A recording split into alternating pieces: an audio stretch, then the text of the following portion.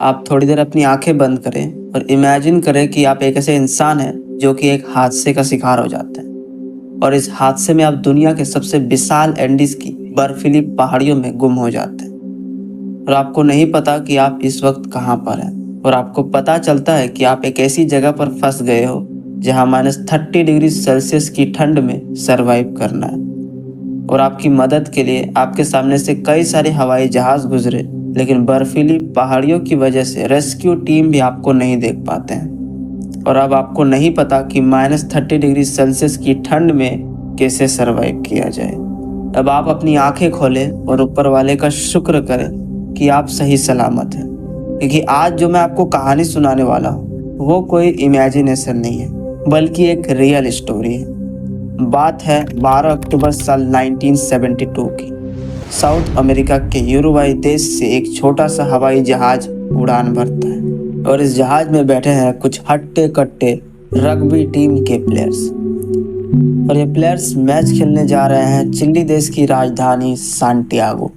Total इस plane में 45 passengers बैठे थे और इसके साथ कुछ फैमिली और फ्रेंड्स भी साथ में आए हुए थे, क्योंकि ये सफ़र कोई ज़्यादा लंबा नहीं होता। आमतौर यूरुग्वाई से सांटियागो जाने में लगभग 3 घंटे का सफ़र होता है, लेकिन रास्ते में आती है बीच में एंडीज की पहाड़ियाँ। साउथ अमेरिका में मौजूद एंडीज की पहाड़ियाँ दुनिया की सबसे लॉन्गेस्ट पहाड़ियाँ हैं और हिमालय के बाद सबसे ऊंची पहाड़ियाँ भी यहीं पाई जाती हैं। यही सुंदर पहाड़ियाँ हमारी कहानी में इन पैसेंजर्स के लिए एक भयानक मुसीबत बनकर खड़ी हो जाती है। नीचे उतरते वक्त प्लेन में अचानक से बहुत बड़ा टर्बुलेंस देखने को मिलता है। प्लेन पूरी तरीके से कांपने लगता है। इसी समय आसपास बहुत सारे बादल आ जाते हैं, चारों तरफ बादल ही बादल। जैसे ही ये हवाई जहाज बादलों से बाहर निकलता है, पायलट रियलाइज करते हैं कि इसके सामने बहुत करीब एक बहुत बड़ी चट्टान है। इमीडिएटली पैनिक में आकर वो प्लेन को ऊपर की ओर मोड़ने की कोशिश करते हैं। पायलट पूरी जी जान लगा देते हैं उस पहाड़ी के ऊपर से बचकर निकलने के लिए, लेकिन अफसोस अब तक बहुत लेट हो चुका था। हवाई जहाज का पीछे का हिस्सा पहाड़ी से टकरा जाता है ऊपर जाते वक्त।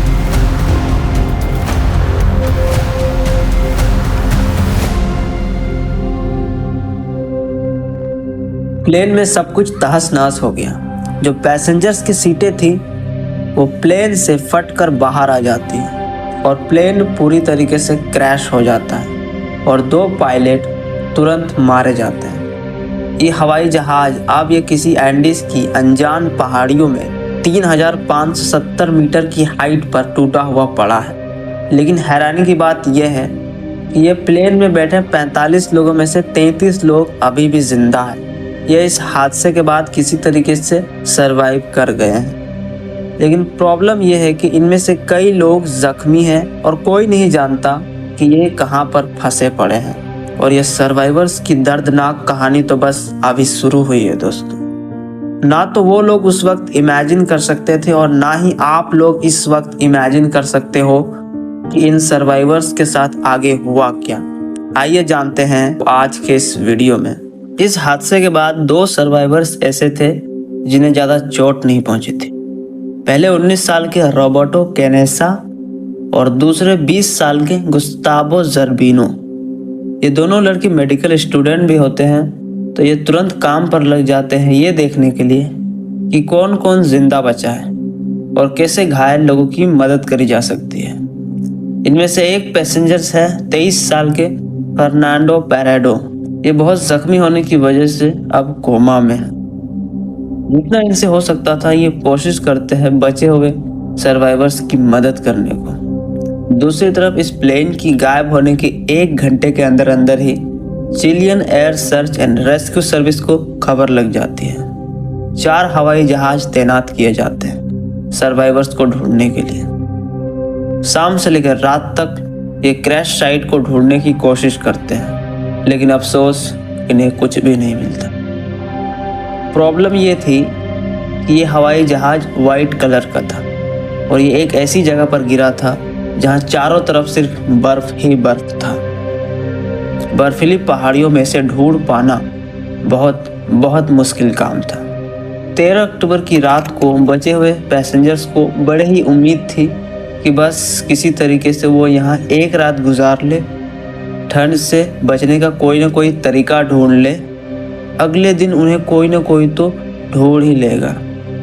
उस बर्फीली रात को 5 घायल पैसेंजर्स सरवाइव नहीं कर पाते हैं। सर्वाइवर्स का नंबर अब 33 से होकर 28 पर आ गया है। इन जिंदा बचे लोगों ने प्लेन की बची कुची बॉडी को इस्तेमाल किया प्लेन के पीछे के हिस्से को ढकने के लिए, ताकि अंदर ये गर्म रह सके। अगला दिन 14 अक्टूबर अर्जेंटीना, चिली और यूरुग्वाई के देश से 11 अलग अलग हवाई जहाज ढूंढने के लिए निकलते हैं। इन्होंने जो सर्च एरिया चुना था, उसी सर्च एरिया के अंदर इस क्रैश साइट की लोकेशन भी मौजूद थी, लेकिन फिर भी वो इस क्रैश साइट को ढूंढ नहीं पा रहे थे। सर्वाइवर्स ट्राई करते हैं कि वो लिपस्टिक का इस्तेमाल करें प्लेन के छत पर SOS लिखने के लिए। वो S लिखना शुरू करते हैं, लेकिन जल्द ही रियलाइज कर लेते हैं कि उनके पास उतना लिपस्टिक नहीं है कि ये सारे लेटर लिख पाए। फिर वो ट्राई करते हैं कि बर्फ में सूटकेसेस का इस्तेमाल करके एक बड़ा सा क्रॉस बना दिया जाए, ताकि रेस्क्यू टीम इन्हें आसानी से देख पाए। लेकिन जल्द ही रियलाइज कर लेते हैं कि ये भी काम नहीं कर रहा है। उस दिन इन्हें 1 नहीं 2 नहीं बल्कि 3 हवाई जहाज अपने ऊपर से उड़ते हुए दिखाई देते हैं। ये चिल्लाकर हाथ फेरकर अपनी पूरी कोशिश करते हैं कि वो हवाई जहाज इन्हें देख ले, लेकिन अफसोस इन्हें नहीं देख पाते। एक और दिन इसी कोशिश में गुजर जाता है। अगला दिन 15 अक्टूबर बचे हुए लोग रियलाइज करते हैं कि जिंदा रहने के लिए पानी की ज़रूरत है। एक पैसेंजर फीटोस्ट्रोच नाम से पानी निकालने का तरीका ढूंढ लेते हैं। वो स्नो यानी बर्फ को धूप में पिघला करके एक एक बूंद पानी कलेक्ट किया जाता है खाली बोतलों में। अगला दिन 16 अक्टूबर, हादसे के 3 दिन बाद फर्नांडो पेरेडो जाग उठते हैं अपने कोमा से। जैसे ही इन्हें होश आता है, इन्हें दिखता है कि इनकी माँ इस हादसे में मारी जा चुकी है और इनकी 19 साल की बहन बहुत जख्मी की वजह से सीरियस है। फर्नांडो पेरेडो अपनी बहन को बचाने के लिए पूरी कोशिश करते हैं, उनके लिए खाना पानी लेकर आते हैं, लेकिन दिन प्रतिदिन जैसे बीतता गया, इस हादसे के 8 दिन बाद इनकी बहन भी गुजर जाती है। ऐसे हादसे हमें याद दिलाते हैं कि जिंदगी कितनी अनिश्चित है, अनप्रेडिक्टेबल है। हम नहीं जानते हैं कि कितनी लंबी उम्र जिएंगे असलियत में। इसलिए कहा जाता है लिव एवरी मोमेंट। अपनी ज़िंदगी में हर दिन हर पल खुल के जियो, क्योंकि क्या पता कल हो ना हो। इनमें से ज़्यादातर ऐसे लोगों में से थे जो समुद्र के किनारे रहते थे। इससे पहले इन्होंने कभी भी बर्फ भी नहीं देखी थी, और अब अचानक से -30 डिग्री सेल्सियस की ठंड में बिना प्रॉपर खाना और पानी के ये यहाँ किसी तरीके से सरवाइव कर रहे थे। 21 अक्टूबर, हादसे के 8 दिन बाद सर्च एंड रेस्क्यू टीम अपने हाथ खड़े कर देते हैं। उन्हें लगता है कि 8 दिन बाद किसी सर्वाइवर्स का कुछ अता पता नहीं मिला तो कोई फायदा नहीं है इस सर्च ऑपरेशन को कंटिन्यू रखने का। बहुत चांसेस है कि इतने दिनों बाद भी कोई वैसे भी जिंदा बचा होगा। तो थोड़े दिन बाद डिसाइड करने के बाद फाइनली इसे बंद कर दिया जाता है।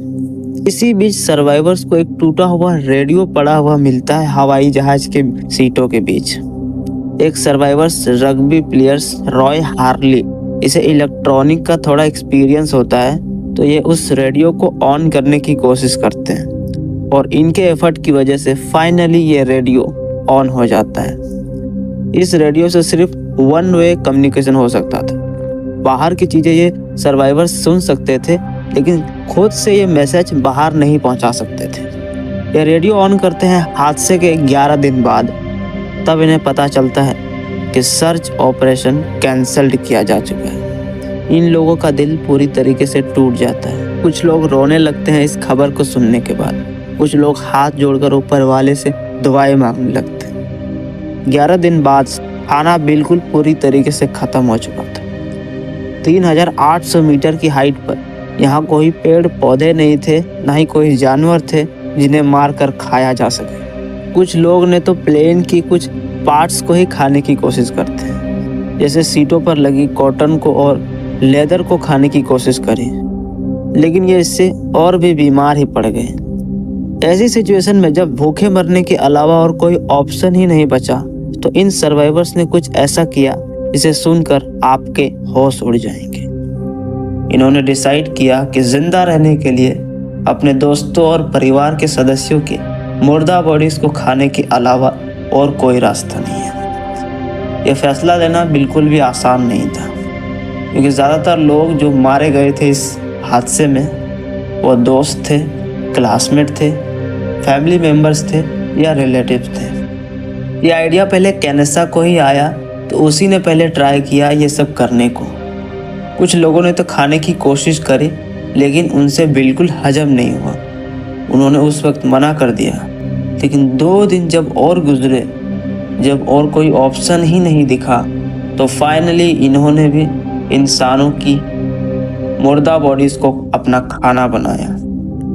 29 अक्टूबर हादसे के 16 दिन बाद सर्वाइवर्स के लिए ये खाना भी बड़ी तेजी से घटते जा रहा था। इनके आगे का कोई प्लान नहीं दिख रहा था। कोई नहीं जानता था कि आगे क्या किया जाए। हालात इससे बदतर हो नहीं सकते थे। लेकिन फिर उस रात एक बहुत बड़ी गरजती हुई आवाज इन्हें सुनाई देती है। पता चलता है कि अचानक से एक भारी बर्फ का पहाड़ टूटकर गिर रहा है। बर्फ का पहाड़ ऊपर से इतनी तेजी से गिरता है कि इस प्लेन के टुकड़ों में पूरी तरीके से बर्फ भर जाता है। 8 लोग बर्फ के अंदर गुम होकर सांस की कमी के कारण मारे जाते हैं। अब बचते हैं सिर्फ 19 सर्वाइवर्स। ये बचे हुए 19 लोग भी बर्फ के अंदर एक छोटी सी जगह पर दबे हुए हैं। परेडो एक धातु के खंभे का इस्तेमाल करते हैं बर्फ के अंदर सुरंग बनाने के लिए, और 2 दिन तक मेहनत करने के बाद खोद खोद कर ये एक सुरंग बनाते हैं उस बर्फ के अंदर से, और बड़ी मुश्किल से बर्फ के अंदर से बाहर निकल पाते हैं। और बाहर निकलकर बचे कुछ लोग रियलाइज करते हैं कि इन्हें कोई बचाने नहीं आने वाला। अगर इन्हें जिंदा रहना है तो इन्हें एफर्ट खुद से करना पड़ेगा।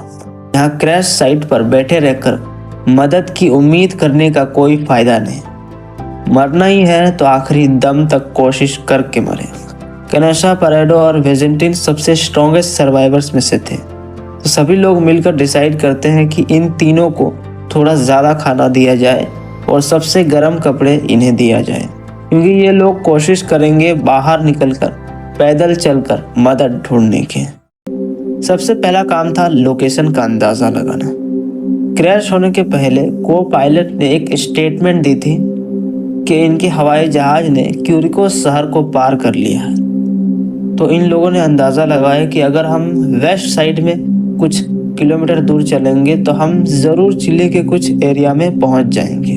लेकिन ये अंदाज़ा इनका बहुत गलत होता है। को पायलट को असल में खुद भी आइडिया नहीं था कि प्लेन को कहां पर ले जा रहे हैं, लेकिन फिर भी ये कुछ टाइम तक रेस्ट करते हैं एनर्जी बिल्ड करने के लिए। और 15 नवंबर हादसे के 33 दिन बाद ये 3 लोग निकल पड़ते हैं मदद ढूंढने के लिए। घंटों तक ईस्ट की दिशा में चलने के बाद इन्हें अपने ही हवाई जहाज का पीछे का टुकड़ा गिरा हुआ मिलता है। ये वही हिस्सा था प्लेन का जो पहले ही टूट गया था। इसके अंदर इन्हें बहुत सारे सूटकेसेस मिलते हैं, कुछ चॉकलेट्स के बक्से, एक्स्ट्रा कपड़े और कुछ किताबें और थोड़ी बहुत दवाइयाँ। और इसके साथ ही साथ इन्हें मिलता है एरोप्लेन का 2-वे रेडियो सिस्टम। एक ऐसा रेडियो जो ना केवल इनकमिंग कम्युनिकेशन हो सकता था, बल्कि आउटगोइंग कम्युनिकेशन यानी बाहर को भी मैसेज भेजा जा सकता था। डिसाइड करते हैं कि ये जो एरोप्लेन का रेडियो है इसे ही चालू करने की कोशिश करी जाए, लेकिन अफसोस ये प्लान भी काम नहीं करता है। बात एक्चुअली में ये थी कि ये एरोप्लेन का इलेक्ट्रिकल सिस्टम 15 वोल्ट एसी में काम करता था, और जो बैटरी इनकी थी वो 24 वोल्ट डीसी की थी। इन्हें कनेक्ट करने का इनके पास कोई ऑप्शन नहीं था। उस दिन ये पूरी कोशिश करते हैं रेडियो को चालू करने की, लेकिन जल्द ही रियलाइज़ कर लेते हैं कि कनेक्ट करने का कोई और रास्ता नहीं। जिंदा बचना है तो वेस्ट की डायरेक्शन में पैदल चलना शुरू करना पड़ेगा। 11 दिसंबर हादसे के 59 दिन बाद एक और तूफान आता है। इसमें कुछ और सर्वाइवर्स मारे जाते हैं। बचते हैं अब सिर्फ 16 सर्वाइवर्स। वेस्ट की दिशा में पहाड़ियों पर चढ़ने के लिए इन्हें रात में सोने के लिए कोई तरीका चाहिए था, लेकिन -30 डिग्री सेल्सियस की ठंड में कैसे सरवाइव किया जाए रात में। सर्वाइवर्स में से एक 18 साल का लड़का था, कार्लोस मेगल। उसे याद आता है कि उसकी माँ ने उसे नीडल्स यानी सुई से सिलना सिखाया था। वो अपने साथ सुई और धागे का सारा सामान साथ लेकर चला था। उनका आइडिया था कि अलग अलग कपड़ों को हम एक साथ जोड़कर सिलाई कर दे और एक बड़ा सा स्लीपिंग बैग बना दी जाए। यही किया जाता है। अगला दिन 12 दिसंबर 2 महीने पूरे हो चुके थे। ये बहादुर लोग पेराडो, कैनेसा और विजेंटीन निकल पड़ते हैं वेस्ट की दिशा में मदद ढूंढने के लिए। वेस्ट की दिशा में जाने का मतलब था कि इन्हें पहाड़ी के ऊपर जाना होगा नीचे जाने के लिए। इन्हें अभी भी लगता था कि ये सिर्फ कुछ किलोमीटर दूर है, तो इन्हें उम्मीद थी कि 2-3 दिन के अंदर अंदर चलकर ही मदद ढूंढ लेंगे।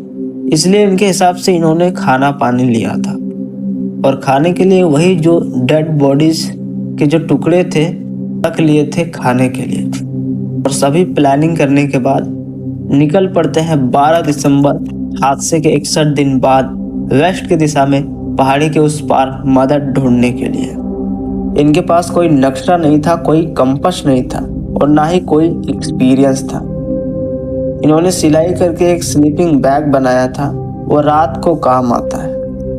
दिन में ये धीरे धीरे कदम बढ़ाते हुए आगे बढ़ते रहते हैं, और जब रात होती है तो ये तीनों एक स्लीपिंग बैग में एक दूसरे से जितना करीब रह सके उतना करीब रह कर सोते थे, और सूरज के निकलते ही ये चलना शुरू कर देते हैं। धीरे धीरे कदम से कदम मिलाकर आगे बढ़ते रहते हैं। 2 दिन हुआ, 3 दिन हुआ, और 4 दिन की सुबह इन्हें रियलाइज होता है कि इनकी डायरेक्शन कितनी गलत है। आगे इन्हें दिखता है कि यह रास्ता तो ख़त्म ही नहीं होता।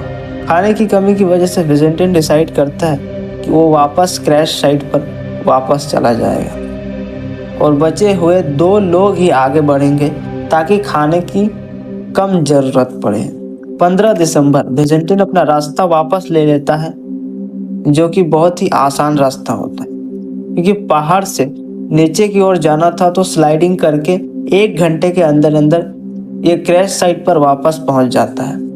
इस पहाड़ी को चढ़ने में 3 दिन लगे थे, और सिर्फ 1 घंटे में ये वापस क्रैश साइट पर पहुंच गए। पेराडो और कैनेसा आगे बढ़ते रहते हैं, पहाड़ी चढ़ते रहते हैं। 3 घंटे बाद ये पहाड़ी के ऊपर पहुंचते हैं, और इन्हें दिखता है कि चारों तरफ सिर्फ बाकी दूर दूर तक पहाड़ियां ही पहाड़ियां हैं। आसपास बर्फीली पहाड़ियों के अलावा कुछ नहीं दिख रहा है। पेराडो बड़ी मुश्किल से कोशिश करते हैं ढूंढने की कि कुछ तो और दिखाई दे। फिर इन्हें दूर एक पहाड़ी दिखता है जिसमें बर्फ नहीं है। ये अंदाजा लगाते हैं कि हमें उसी दिशा में चलते रहना चाहिए, हार नहीं माननी। पेराडो और कैनेसा कई दिन तक उस पहाड़ी की दिशा में चलते रहते हैं, और फाइनली एक दिन एक नदी के किनारे पहुंचते हैं, और इन्हें नदी के उस पार दिखता है कुछ पालतू जानवर, गाय वगैरह, और कुछ बोझी हुई लकड़ियां भी। तो इसको देख के ये दोनों बहुत खुश हो जाते हैं। इनको ऐसा लगता है कि यहाँ पर कोई आते जाते होंगे तो मदद जरूर मिल जाएगी। और नदी जो था वो बहुत ही बड़ी थी, बहुत ज़्यादा पानी बह रहा था, तो उसको पार करना आसान नहीं था। तो ये लोग इंतज़ार करने लगते हैं, और थोड़ी देर बाद नदी के उस पार से एक आदमी घोड़े पे बैठकर आता है। और नदी बहुत बड़ी थी, उसमें बहुत ज़्यादा पानी बह रहा था, तो पानी की आवाज़ से ये लोग इधर से कुछ बोल रहे थे तो उधर कुछ आवाज़ ही नहीं पहुंच रहा था। ये लोग इधर से इशारा कर रहे थे तो घोड़े पर बैठा हुआ आदमी वो कुछ समझ ही नहीं पा रहा था। लेकिन लास्ट में ये घोड़े पे बैठा आदमी काफी कुछ बोलता है लेकिन इसे कुछ सुनाई नहीं देता।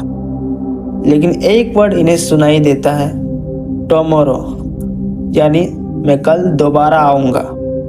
अगले दिन वो आदमी दोबारा आता है और इस बार अपने साथ एक पेपर और पेंसिल लाता है और उस पेपर पर लिखता है, व्हाट डू यू वांट, क्या चाहिए तुम्हें। और उस पेपर को पत्थर और पेंसिल के साथ एक धागे के साथ अटैच करता है और नदी के दूसरे किनारे फेंकता है।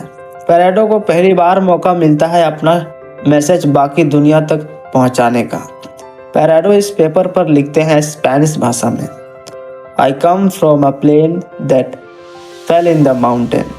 मैं यूरुग्वाई से आया हूँ, हम 10 दिन से पैदल चल रहे हैं। मेरे घायल दोस्त प्लेन के क्रैश साइट पर मौजूद है। हमें जल्दी से मदद की ज़रूरत है, लेकिन हम नहीं जानते हैं कैसे मदद मिलेगी। हमारे पास कोई खाना नहीं है, हम कमज़ोर हैं, हमारे पास चलने की भी हिम्मत नहीं बची है। प्लीज़ हमें बचा लो, हम कहाँ पर हैं। दूसरी तरफ इस मैसेज को रिसीव करने वाला आदमी चिली देश का एक किसान था, सर्जियो काटलान। ये इस मैसेज को पढ़ते हैं और उन्हें इशारों से समझाता है कि मैंने समझ लिया। और जब इसे रियलाइज होता है तो ये शॉक्ड रह जाते हैं। इसे यकीन नहीं होता कि 2 महीने पुराने प्लेन क्रैश से अभी भी कोई जिंदा बचा है।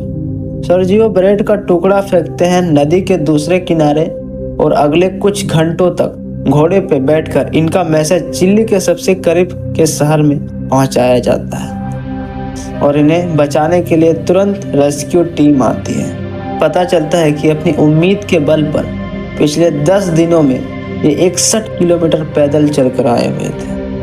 केनेसा ने अपना आधा बॉडी वेट लॉस कर चुके थे, सिर्फ 44 किलो का ही इनका वेट बचा था। जैसे ही इनकी कहानी के किस्से बाकी लोगों को पता चलता है, ये एक इंटरनेशनल न्यूज़ बन जाता है। 22 दिसंबर हादसे के 70 दिन बाद केनेसा और पेरेडो की वजह से फाइनली रेस्क्यू टीम पहुंचती है बाकी बचे हुए सर्वाइवर्स को बचाने के लिए।